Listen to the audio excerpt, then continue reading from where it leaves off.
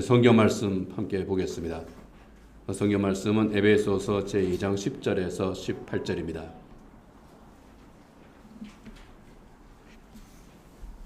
하나님께서 주신 말씀 함께 읽겠습니다. 우리는 하나님의 작품입니다. 선한 일을 하게 하시려고 하나님께서 그리스도 예수 안에서 우리를 만드셨습니다. 하나님께서 이렇게 미리 준비하신 것은 우리가 선한 일을 하며 살아가게 하시려는 것입니다.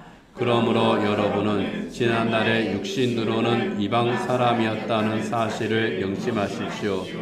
손으로 육체에 행한 할례를 받은 사람이라고 뽐내는 이른바 할례자들에게 여러분은 무할례자들이라고 불리며 따돌림을 당했습니다. 그때에 여러분은 그리스도와 상관이 없었고 이스라엘 공동체에서 제외되어서 약속의 언약과 무관한 외인으로서 세상에서 아무 소망이 없이 하나님도 없이 살았습니다.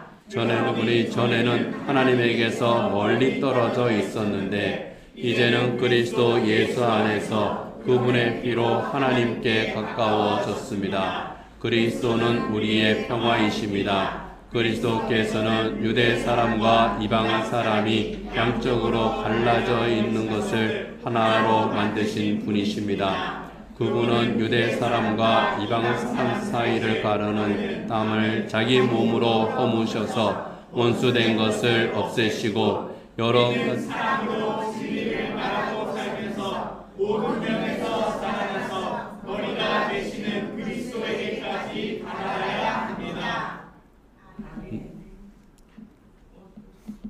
성경이 좀 다릅니다.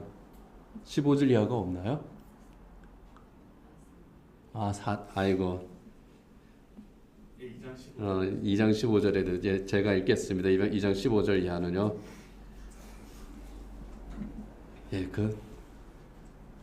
다른 데 괜찮은가 모르겠다.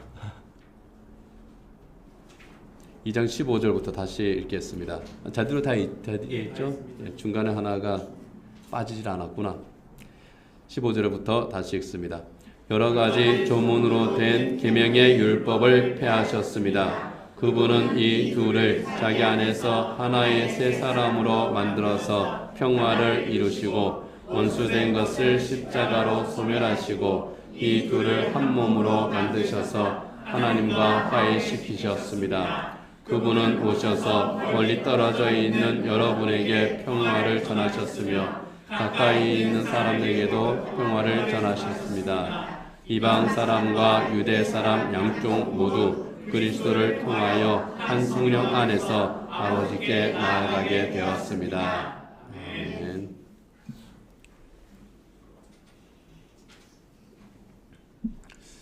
PPT 잘 체크하도록 하겠습니다. 네, 맞습니다. 예.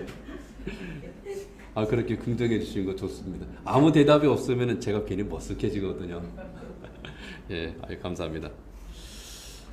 예수님께서 태어나신 곳이 이제 베들레헴이죠. 이 베들레헴에 가보면은 성처럼 높은 벽이 에워싸고 있는 것을 봅니다. 이 벽의 이름은 분리장벽입니다. 사진에 보면은 큰 성곽과 같은 그러한 그 벽이 있는데 저게 바로 베들레헴을 전체를 이렇게 둘러싸고 있는 그 벽입니다. 낮은 곳은 한 6m 정도 되고 높은 곳은 한 8m, 9m까지 되는 그런 벽이라고 그럽니다. 분리장벽은 베들레헴만 있는 것이 아닙니다. 그 요단강 서안이라고 해서 그 팔레스타인 사람들이 살고 있는 그 지역들, 그 다음에 지금 많은 사람들이 희생을 당하고 있는 가자 지구, 그쪽을 또 둘러싸고 있는 그 담벼락, 그게 바로 분리장벽입니다. 이스라엘이 분리장벽을 세운 목적은 세계적으로 가장 과격한 테러 단체라고 할 수 있는 하마스가 이스라엘 사람들에게 언제 테러를 가할지 모른다.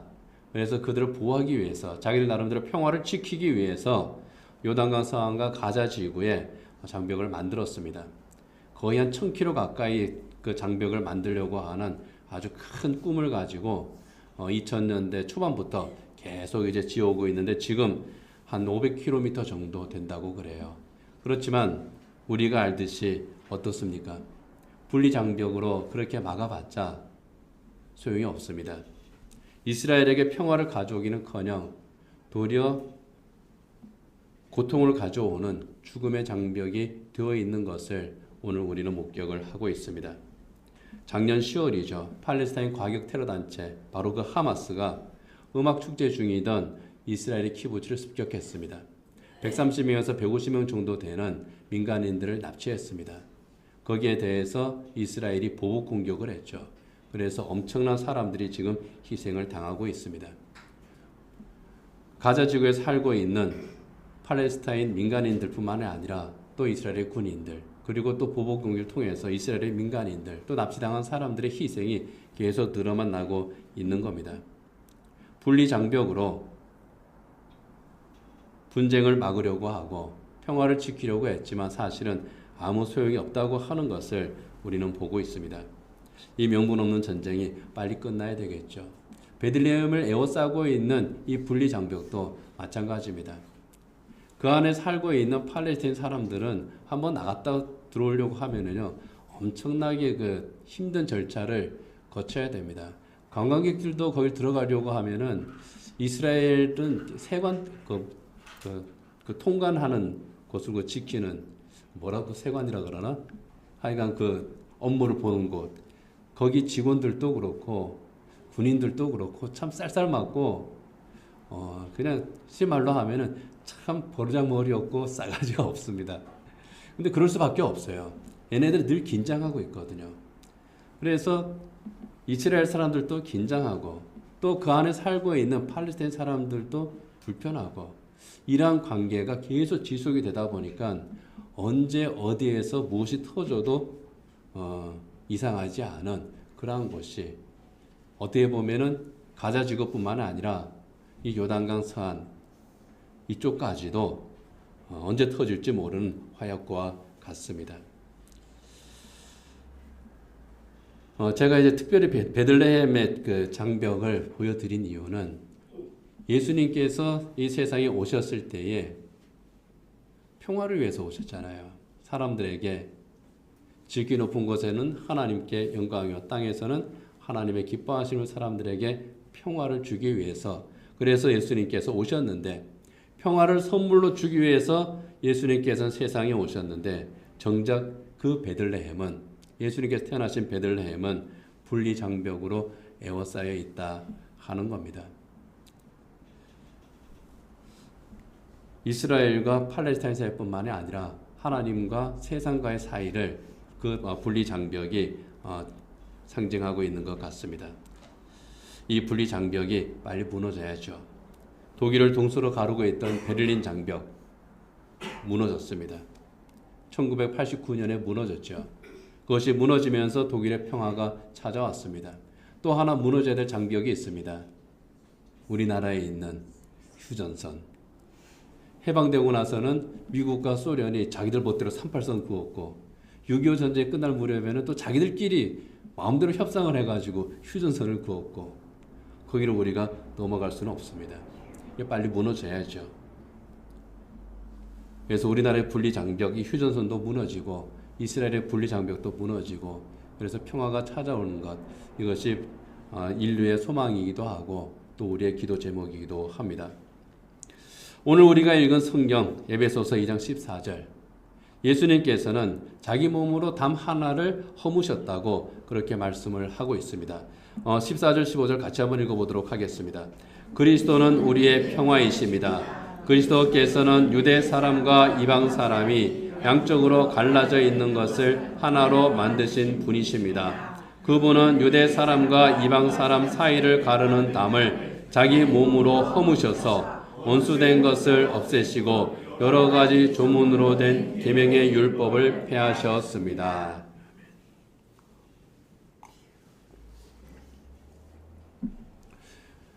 예수님께서 담을 허무셨다는 겁니다. 담이라고 하는 것은 원래 경계를 만들고 또 무언가를 지키기 위해서 세운 것이 담입니다. 그런데 예수님께서 그 담을 허무셨다는 겁니다. 그렇다면 그 담은 어떤 담이고 예수님께서 왜 허무셨나 하는 겁니다. 오늘 우리가 그것을 생각하는 겁니다. 마치 가자 지구에 있는 또 베들레헴에 있는 그런 분리장벽과 같은 그런 담.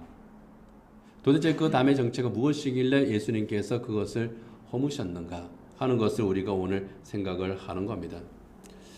여기 예수님께서 자기 몸으로 허무셨다고 하는 이 담은요, 헬라 원문을 보면 중간에 가로막아서 분리하는 담이다. 그렇게 되어 있습니다. 우리말 성경은 그냥 유대 사람과 이방 사람 사이를 가르는 담이다 그랬는데 이 담이 이렇게 이제 생겨서 갈라졌다. 그런 의미인데 이미 갈라진 사람들 그 사이에 우리 이미 갈라진 존재야. 우리는 서로 섞일 수 없는 존재야. 하는 것을 확인하듯이 세워진 그런 담이다. 그래서 중간에 딱 가로막아서 분리시키는 담이다. 그러니까 원문을 보면 그런 그 뜻으로 바울이 기록을 했습니다. 단순히 담만 쌓은 것이 아니라 이건 분리장벽이야. 너희는 도저히 넘을 수는 없는 그러한 담이야. 이것이 예수님께서 허문 담의 성격입니다. 그런데 바울이 이 담을 이야기를 하면서 한 가지 그림을 떠올렸을 것 같아요. 그 당시 예루살렘 성전에는 이방인의 뜰과 또 이제 본 성전 사이에 높이 1.5m 정도로 된 담이 하나 있었습니다. 성전에 담이 있었다는 거예요. 그 담에 이런 경고문이 하나 써 있습니다. 어떤 이방인도 이 담 안으로 들어오는 것을 금한다. 어기는 자는 사형에 처한다. 유대인은 들어갈 수 있어요. 그런데 유대인이 아닌 사람들은, 할례를 받지 않은 사람들은 들어갈 수가 없습니다. 사형에 처한다. 아주 엄격한 명령을 한 겁니다. 유대인과 이방인을 분리하는 분리장벽이 예루살렘 성전에 있었습니다. 바울이 에베소 교회에 있는 유대인들과 이방인 그리스도인들을 향해서 이 말을 할 때 바로 그것을 연상을 했을 것 같아요. 그리고 그 말을, 이 편지를 읽는 그 유대인 그리스도인들 또 이방인 그리스도인들도 예루살렘 성전에 가면 그 담이 있었지 하고 연상을 했을 것 같습니다. 이렇게 성전에 분리하는 담이 있고 사도 바울이 예수님께서 허무신 이 담을 이야기하는 것은 이 벽이 상징하는 바 의미가 있기 때문입니다. 그렇다면 유대인들이 이방인을 왜 그렇게 철저하게 분리했을까? 담을 쌓아서 분리하고 또 보이는 담뿐만 아니라 또 마음의 담까지 쌓아서 분리한 그 이유. 그것은 유대인이 아닌 사람들, 즉 이방인들은 하나님께서 버리신 사람들이다. 이런 생각을 유대인들이 했기 때문입니다. 유대인들의 관점에서 보면 이방인들은 하나님께서 버리신 사람들, 하나님과 아무런 관계가 없는 사람들, 하나님과 관계가 없으니 성전에 들어갈 필요도 없고 그런 사람들이 성전에 들어가면 오히려 성전을 더럽히고 하나님을 모독하는 거다. 그렇게 유대인들은 생각을 했겠죠. 그것을 사도 바울이 상기시킵니다. 이방인 그리스도인들을 향해서 사도 바울이 이렇게 말합니다. 11절 같이 한번 읽어보겠습니다. 그러므로 여러분은 지난날에 육신으로는 이방 사람이었다는 사실을 명심하십시오. 손으로 육체에 행한 할례를 받은 사람이라고 뽐내는 이른바 할례자들에게 여러분은 무할례자들이라 불리며 따돌림을 당했습니다. 할례자, 유대인들입니다. 할례를 받은 사람들, 유대인들이죠. 무할례자, 할례를 받지 않은 사람들, 이방 사람들입니다. 여기 이방 사람이라고 하는 것은 외국인이라 그런 뜻입니다. 외국인이다. 나그네다. 관계없는 사람들이다. 할례를 받았다는 그 의미는 우리는 하나님의 선택을 받았습니다 하는 그런 뜻이거든요. 그렇다면 할례를 받지 않았다고 하는 것은 반대의 의미죠. 당신들은 하나님의 택함을 받지 못한 사람들입니다. 하나님의 택함을 받지 못했으니 구원도 받을 수가 없습니다. 하나님의 복도 받을 수 없는 그런 사람들입니다. 그래서 그 당시 유대인들은 무할례자인 이 이방인들이 구원을 받는다는 것, 그들이 하나님의 백성이 된다고 하는 것은 생각할 수도 없는 일이었습니다. 물론 그 당시에 유대교로 개종한 이방인들도 있었습니다만은 본질적으로 이방인들은 하나님의 구원을 받을 수가 없고 하나님의 백성이 될 수도 없다. 그래서 배척을 한 겁니다. 그래서 12절에서 이렇게 말씀합니다. 같이 한번 읽겠습니다. 그때 여러분은 그리스도와 상관이 없었고 이스라엘 공동체에서 제외되어서 약속의 언약과 무관한 외인으로서 세상에서 아무 소망이 없이 하나님도 없이 살았습니다. 이제는 그리스도인이 되었고 구원을 받은 하나님의 새로운 백성들입니다. 그러나 구원을 받기 이전에, 하나님을 알기 이전에 유대인들이 정의하던 그 이방인의 모습, 하나님이 없이 살아가던 그 이방인의 모습은 무엇이었는가? 이것을 12절에서 말씀을 하고 있는 겁니다. 그래서 그때의 여러분은 이렇게 말을 하는 거예요. 그때라고 하는 것은 바로 예수를 믿어 구원받기 전 이방인이었을 바로 그때를 말합니다. 그때 어떤 사람들이었는가? 그것을 오늘 본문에서 설명을 합니다. 거꾸로 우리가 이 12절을 거꾸로 이제 보면은요.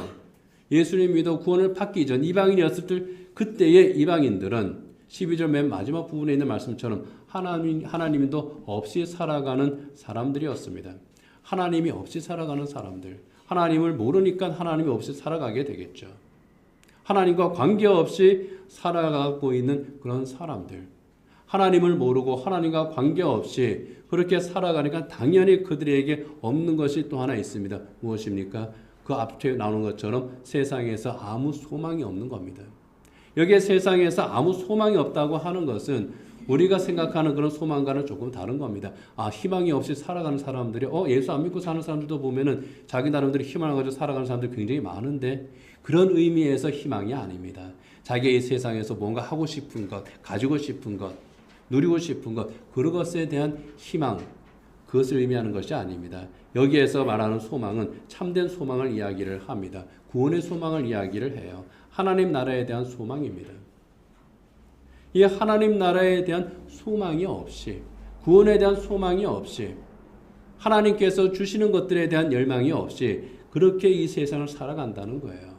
그리고 그 삶은 세상의 헛된 소망, 거짓 소망을 따라가는 그러한 삶이라 하는 겁니다. 그렇게 참된 소망이 없는 이유, 세상의 거짓 소망을 따라갈 수밖에 없는 그 이유는 그들에게는 약속의 언약이 또 없기 때문입니다. 약속의 언약과 무관한 외인이었다고 본문이 말씀을 하고 있습니다. 여기에 약속의 언약은 하나님께서 아브라함과 맺으신 언약입니다. 그리고 모세와 맺으신 언약입니다. 나는 너희의 하나님이 되고 너희는 내 백성이 되리라. 내가 너희에게 하는 그 모든 말들을, 내가 너희에게 주는 그 율법들을 너희가 그대로 듣고 지키고 행하면 내가 너희에게 복을 주리라 하셨던 바로 그 하나님의 약속의 언약입니다.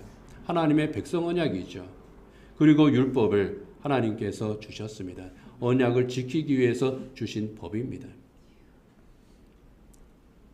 이것이 없으니 참된 소망이 없을 수밖에 없는 겁니다. 이방인이 약속의 언약과 무관한 외인이라고 하는 것. 이방인들은 언약 백성이 아니다. 하나님도 모르고 그리고 참된 소망도 없고 그리고 그럴 수밖에 없는 것은 그들이 언약 백성이 아니기 때문이다. 하나님의 언약에 대해서 모르기 때문에 그럴 수밖에 없다는 겁니다.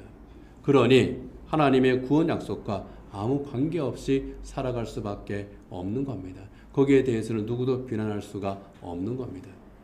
우리가 예수 믿지 않는 사람들을 만날 때에 그들을 우리가 긍휼히 여길 수는 있으나 그들의 삶에 대해서 비난할 수 없고 또 비난해서도 안 되는 이유가 바로 거기에 있는 겁니다. 그리고 가장 중요한 것,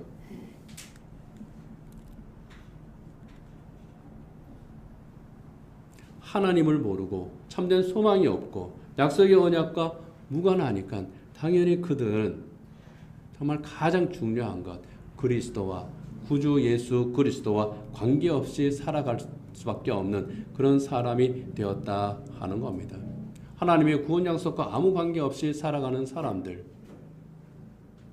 하나님 나라와 아무런 관계가 없이 살아가는 바로 그러한 사람들이 되었고 자연히 그리스도에 대해서 하나님께서 우리에게 하신 그 구원의 언약, 약속의 언약을 성취하기 위해서 왕으로 오시는 메시아를 알 수도 없고 인정할 수도 없고 영접할 수도 없는 그러한 사람들이었다고 하는 겁니다. 자연히 그리스도와 아무런 관계가 없는 그러한 사람들. 그것이 유대인들이 보는 이방인이었습니다. 하나님의 언약 백성이 아닙니다. 구원을 받을 수 있는 그런 사람들이 전혀 아닙니다. 하나님과 멀리 떨어져 있는 사람들, 여기에 멀리 떨어져 있다고 하는 것은 거리적으로 멀리 떨어져 있다는 것이 아니에요. 관계가 없다. 그런 뜻입니다. 그런 이방인들을 보는 유대인들의 시선에서는 철저하게 분리될 수밖에 없는 거예요. 그리고 그 분리된 그 관계를 또 그것을 규정하고 정해야 하는 그것이 바로 율법이라고 하는 보이지 않는 담입니다. 율법을 가지고 저 사람들은 구원을 받을 수 없는 사람들이야. 저 사람들은 하나님의 백성이 될 수 없는 사람들이야. 버림받은 사람들이야. 그렇게 정의를 하는 겁니다. 이것이 유대인의 관점에서 본 이방인의 모습이었습니다. 그런데 예수님께서는 바로 그 유대인의 관점을 아주 깨뜨려 버리십니다. 유대인이 분리시킨 그 유대인과 이방인의 관계를 하나로 만들어 버리신 겁니다. 그들 사이에 있는 분리장벽을 제거하심으로써 섞어버리신 거예요. 하나님의 새로운 언약 백성으로 그들을 새롭게 만드신 겁니다. 그것을 본문 13절에서 말씀을 하고 있습니다. 같이 읽겠습니다. 여러분이 전에는 하나님에게서 멀리 떨어져 있었는데 이제는 그리스도 예수 안에서 그분의 피로 하나님과 가까워졌습니다. 하나님에게서 멀리 떨어져 있었다. 조금 전에 말씀드린 것처럼 하나님과 관계가 없는 자로서 살았다. 쉽게 말하면은요, 우리나라 최고 재벌 삼성 이재용이죠. 이병철, 이건희까지 잘 생각나는데, 예, 이재용이 경주이씨입니다. 그리고 저희 경주이씨에도 이제 굉장히 경주이씨 무슨 이게 굉장히 많아요. 그런데 저하고 같은 파입니다. 그래서 이병철 회장이 살아있을 때는 종친회 할 때 덜어덜어 와가지고 돈도 주고 갔다 그래요. 저하고는 물론 아무 상관이 없지만요. 자, 그렇다면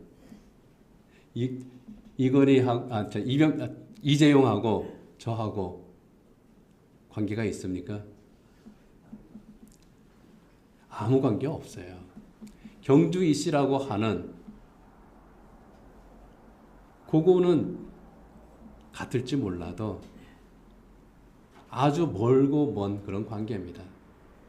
여기에 하나님에게서 멀리 떨어져 있다고 하는 게 바로 그런 뜻이에요. 알아요.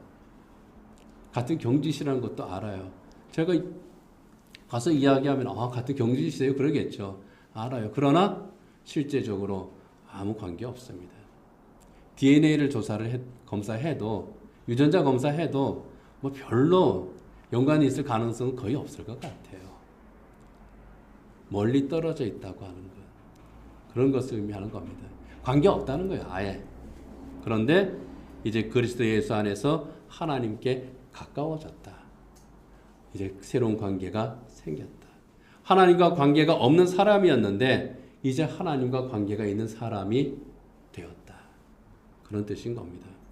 그리고 그 관계를 성경에서는 하나님과의 새로운 언약 백성의 관계라고 말씀을 합니다. 그리고 이 새로운 언약은 율법으로 맺어진 언약이 아니라 십자가에서 맺어진 언약입니다.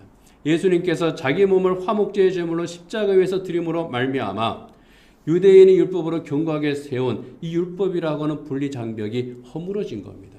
누구든지 십자가의 예수님을 믿고 구주로 영접하면 하나님의 새로운 언약 백성이 되게 하신 겁니다. 그래서 오늘 본문에서 그리스도 예수 안에서 그분의 피로 하나님께 가까워졌다고 이렇게 말씀을 하는 겁니다. 멀어진 관계. 그냥 단순하게 멀어진 관계가 아니라 아무 상관이 없는 관계가 되었는데 그런 관계로 살아왔는데 순식간에 그 관계가 가까워집니다. 가까워지는 정도가 아닙니다. 이 가깝게 하는 매개체가 바로 예수 그리스도의 십자가 피라는 겁니다.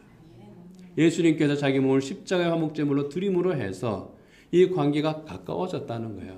그런데 이 관계가 가까워졌다고 하는 것은 단순하게 거리가 가까워졌다는 것을 의미하는 것이 아닙니다. 거리가 멀다고 하는 것이 아무 관계가 없는 끊어진 관계라고 하면, 관계가 가까워졌다고 하는 것은 완전히 그 안에 들어갔다, 하나가 됐다, 그런 의미인 겁니다. 그래서 이렇게 하나님의 새로운 언약 백성이 되게 하신 것을 15절에서 하나가 되게 하신 것이라고 말씀을 합니다. 오늘 본문 14절 15절 같이 한번 다시 읽겠습니다. 그리스도는 우리의 평화이십니다. 그리스도께서는 유대 사람과 이방 사람이 양쪽으로 갈라져 있는 것을 하나로 만드신 분이십니다. 그분은 유대 사람과 이방 사람 사이를 가르는 담을 자기 몸으로 허무셔서 원수된 것을 없애시고, 양쪽으로 갈라진 유대인과 이방인의 담을 예수님께서 자기 몸으로 허무셔서 하나가 되게 하셨다는 겁니다. 말씀드린 것처럼 유대인과 이방인 사이를 가르는 담은 율법으로 정죄해야 하는 바로 그 분리장벽입니다. 이 분리장벽을 예수님께서 허무신 겁니다. 이 분리장벽을 허무시고 원수된 것을 없애셨다는 거예요. 그렇다면 원수된 것을 없애셨다고 하는 것은 무엇을 의미하겠습니까? 본질적으로 원수된 것을 없앴다고 하는 것은 사람이 하나님과 원수된 것을 없앤 것을 의미를 합니다. 하나님과 원수된 삶을 없앤 것을 의미합니다. 죄 자체도 다 나쁜 거죠. 죄는 나쁜 거죠. 하나님께서 미워하시는 겁니다. 그런데 죄가 정말 무서운 것은, 이 죄라고 하는 것은 하나님으로부터 점점 더 멀어지게 만든다는 겁니다. 하나님과의 관계가 점점 흐려지게 만들고 마침내 깨지게 만드는 것이 이 죄를 활용하는 그 악한 영의 사탄의 목적인 겁니다. 결국 몸과 마음이 모두 하나님으로부터 떠나서 원수가 되게 만드는 겁니다.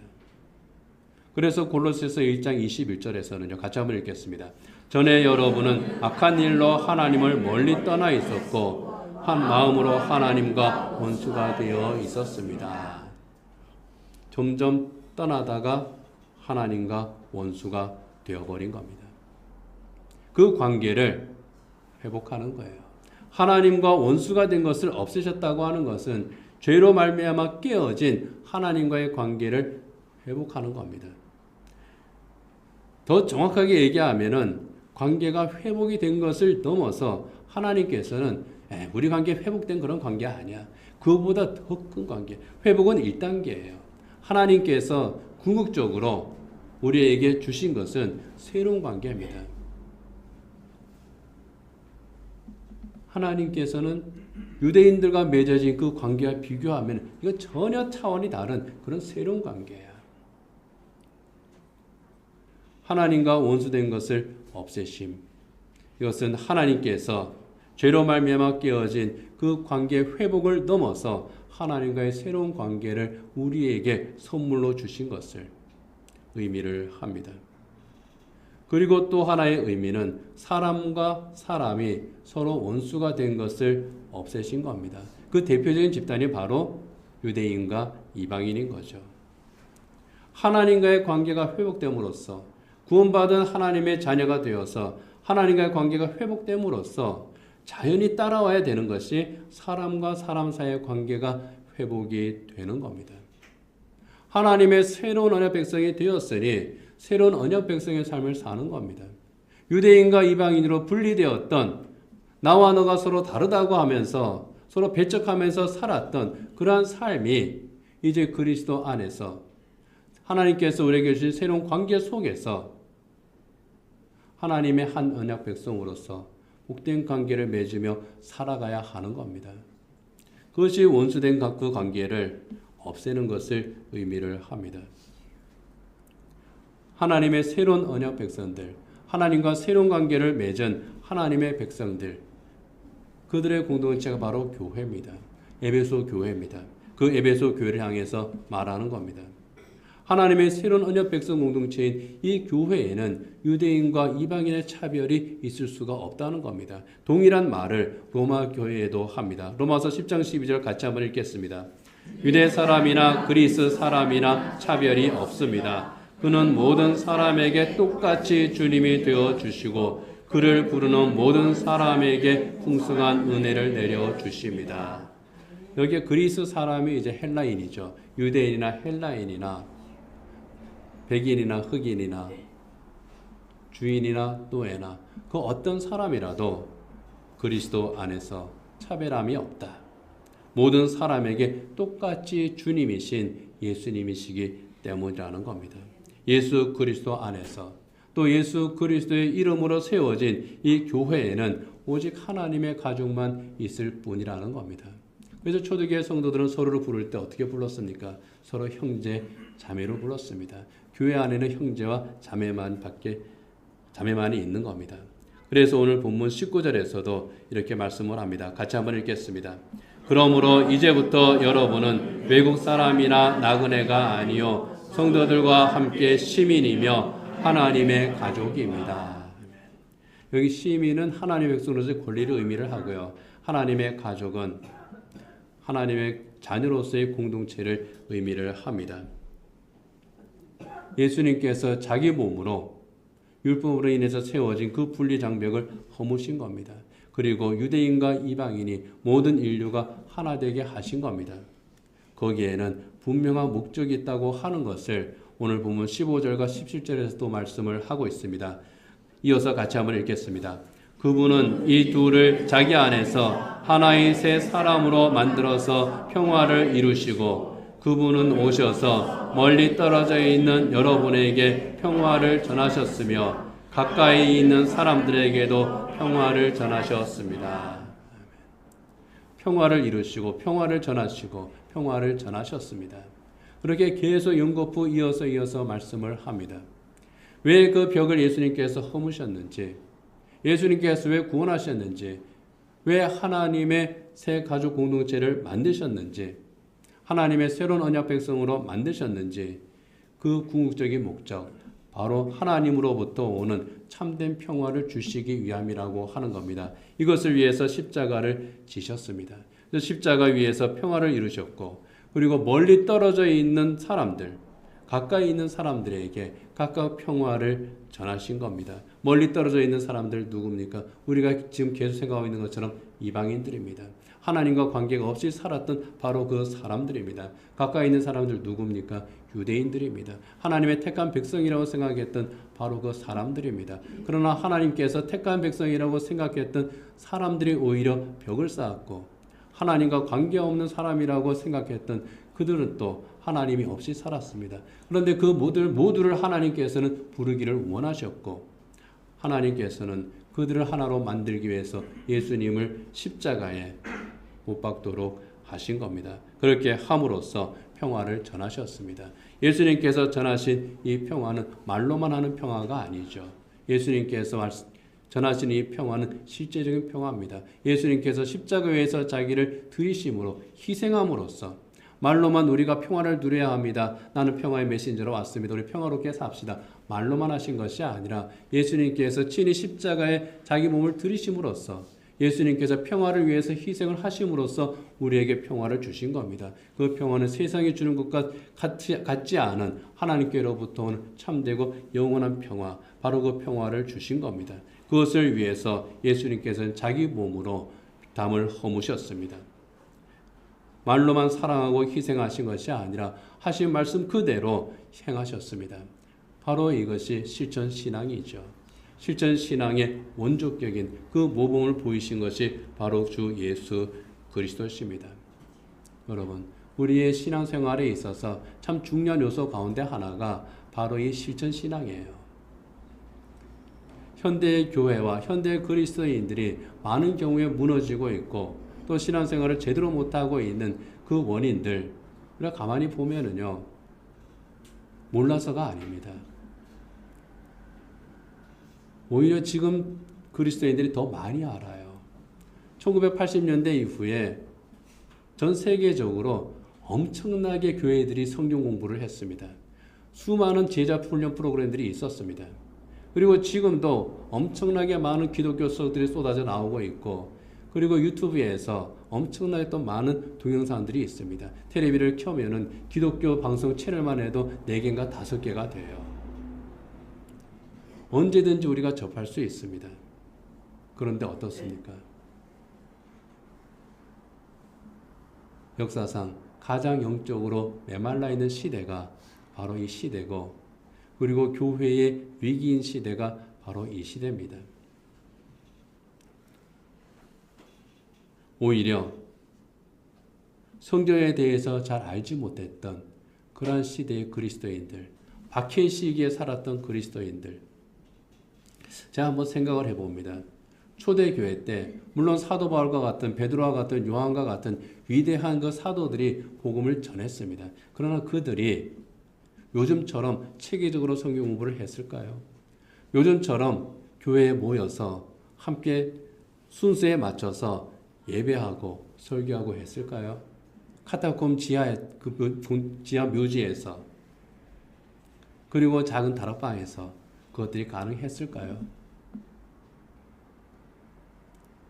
그러나 참 기독교 2000년 역사를 보면은요, 기독교가 박해를 받던 그 시기에 오히려 영적으로 더 풍성했던 것을, 기독교가 살아있었던 것을 발견합니다.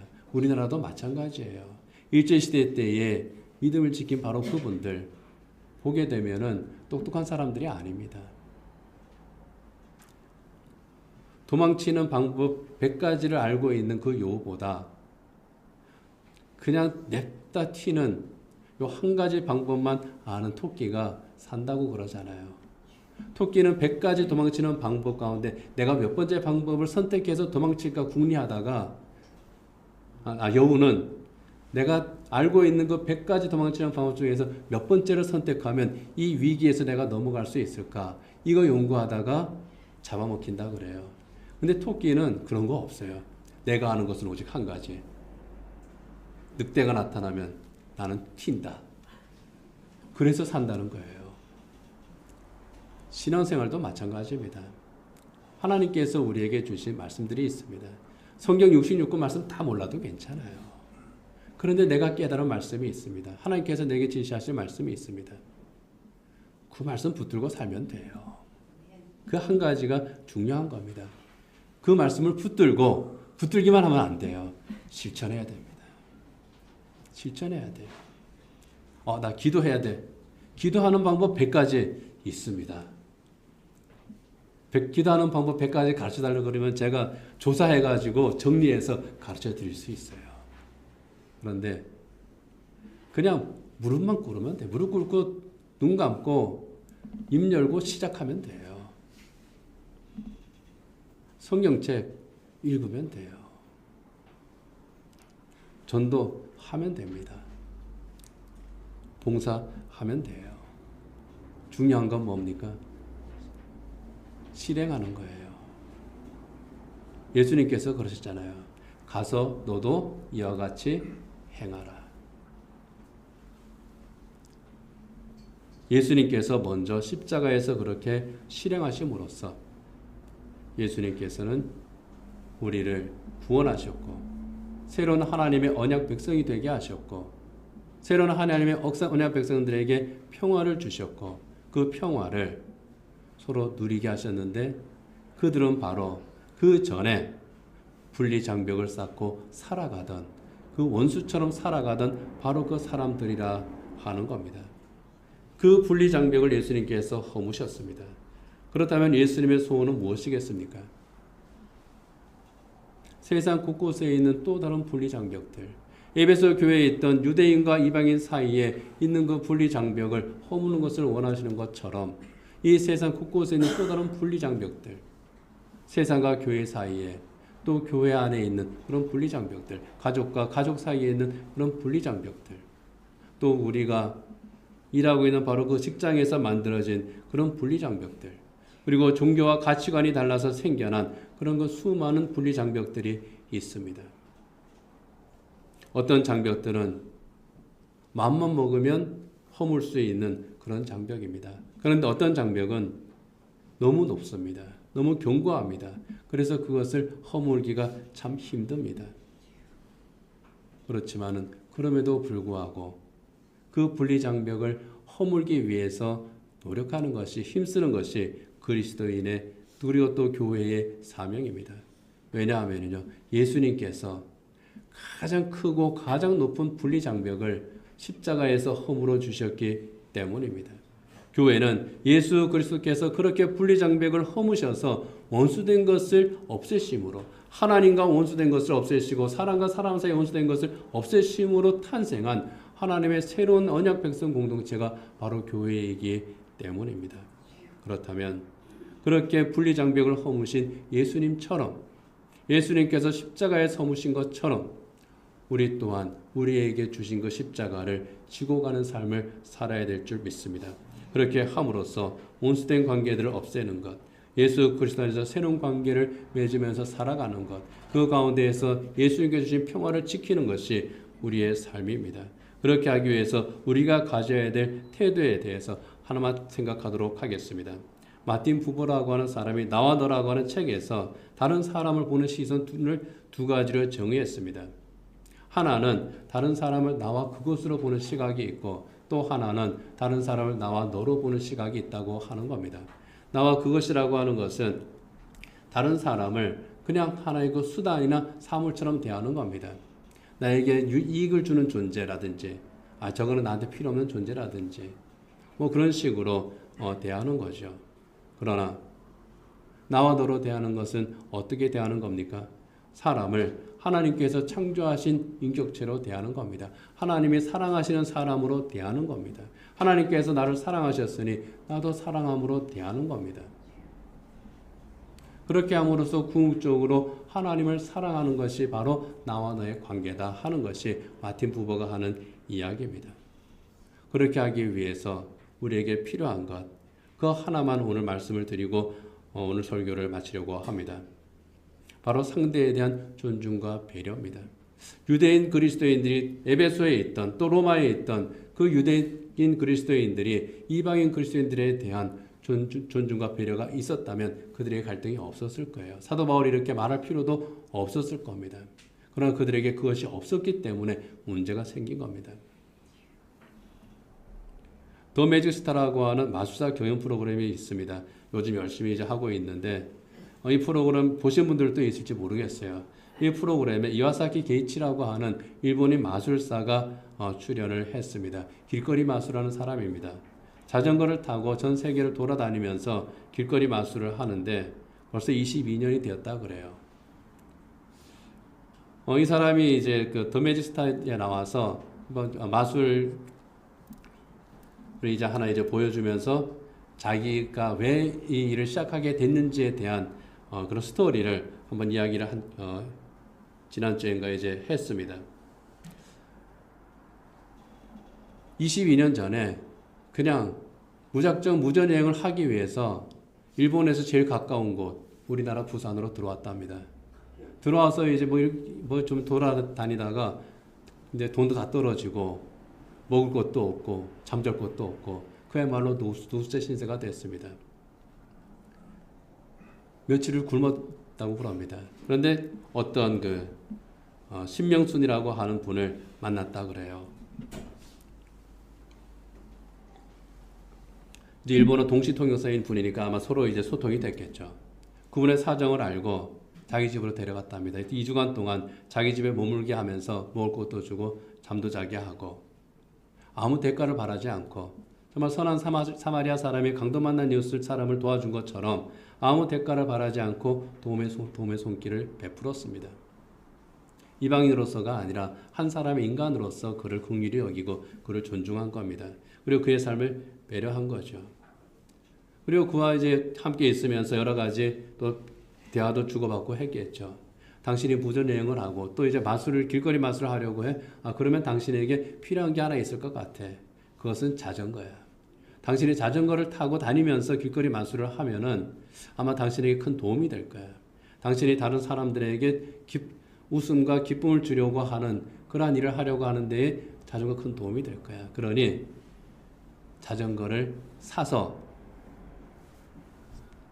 세계를 다니면서 길거리 마술을 하세요. 그리고 자기 돈을 또 줬답니다. 그리고 그 돈을 중국에서 자전거를 사고, 우리나라보다 중국이 싸서 그런지는 모르겠는데 중국에 건너가서 자전거를 사서 그 자전거를 타고 세계를 다니면서 길거리 마술을 했다는 거예요. 그러다가 22년 만에 우리나라에 와서 더 매직스타라고 하는 이 마술 경연 프로그램에 출연했습니다. 그리고 내가 왜 22년 동안 이러고 다니는지에 대해서 쭉 이야기를 한 겁니다. 그걸 보면서 그런 생각을 했습니다. 아무 관계가 없는 사람입니다. 말 그대로 나와 그것의 관계예요.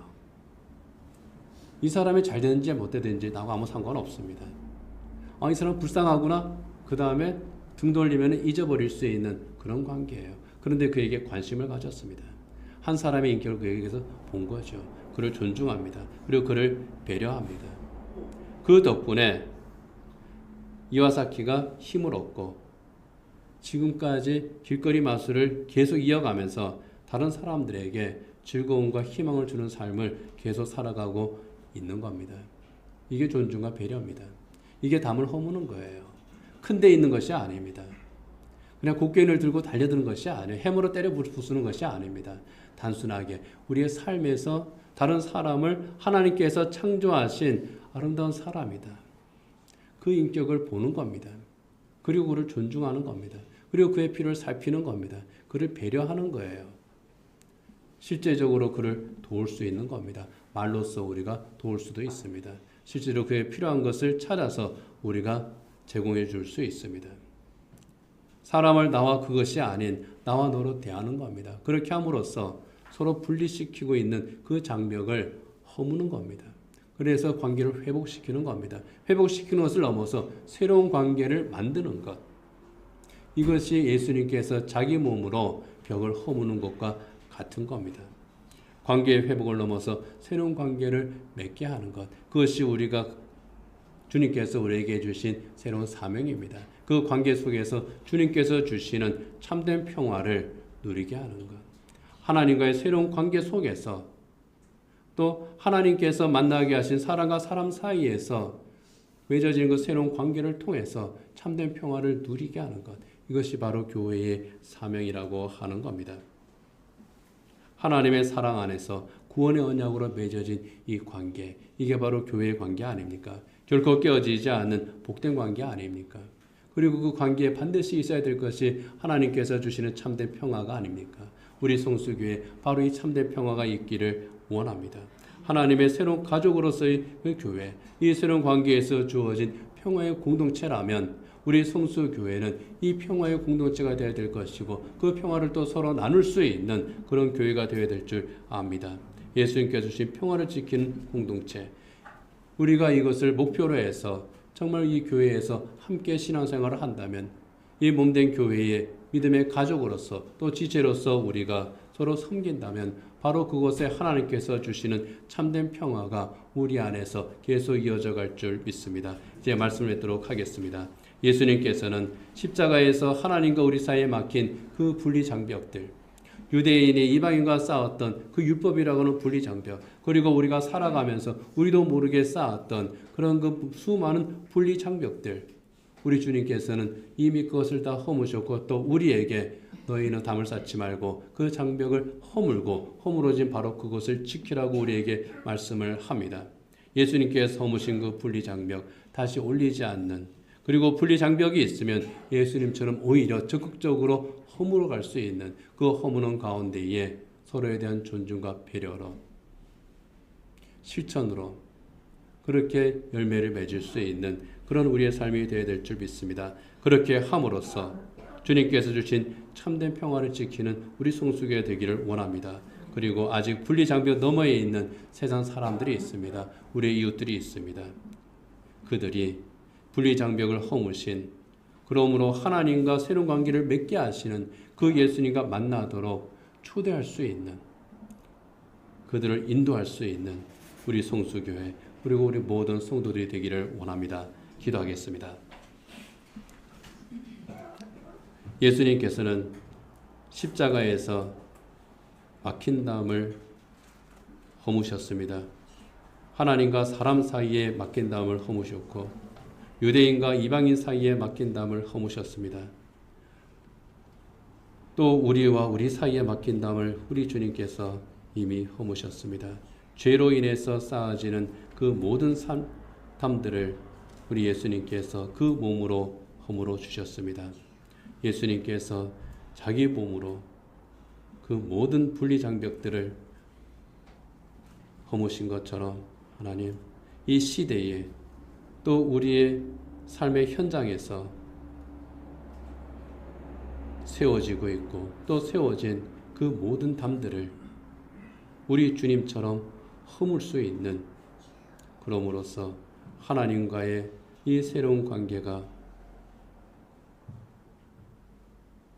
영원하며 또 사람과 사람 사이에 주님으로 인하여 맺어진 이 복된 관계, 하나님의 가족으로서의 복된 관계가 결코 깨어지지 아니하는 우리 성수교회 되게 하여 주시옵소서. 예수님 이름으로 기도드립니다. 아멘.